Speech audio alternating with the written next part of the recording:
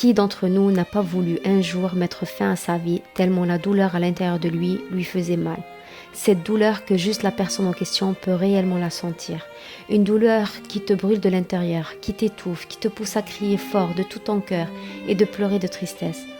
Sur l'instant, tu as juste envie de l'éteindre, de ne plus la sentir, de dire que c'est bon, cette vie n'est pas faite pour toi. Tu te sens tellement faible et impuissant face à tout ce qui se passe.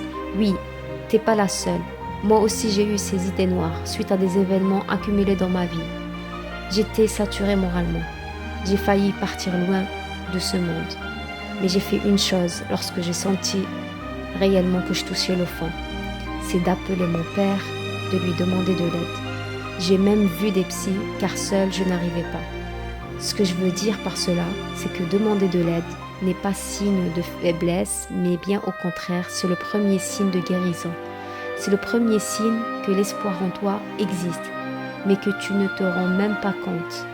Toucher le fond, être saturé, avoir des crises de panique sont des signes qui prouvent à quel point tu es une battante et une guerrière, à quel point tu crois en toi et à tes capacités, à quel point tu lâches rarement l'affaire.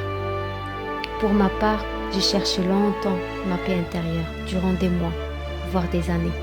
J'ai cherché sans cesse cette stabilité morale et je l'ai enfin trouvée à travers mes prières et ma relation avec Dieu. Vous aussi, cherchez votre paix intérieure. Découvrez-vous. Peut-être que vous allez la trouver dans votre famille, amis, prière, travail, méditation, yoga, voyage, lecture ou autre. Et n'oublions jamais que l'espoir fait toujours vivre.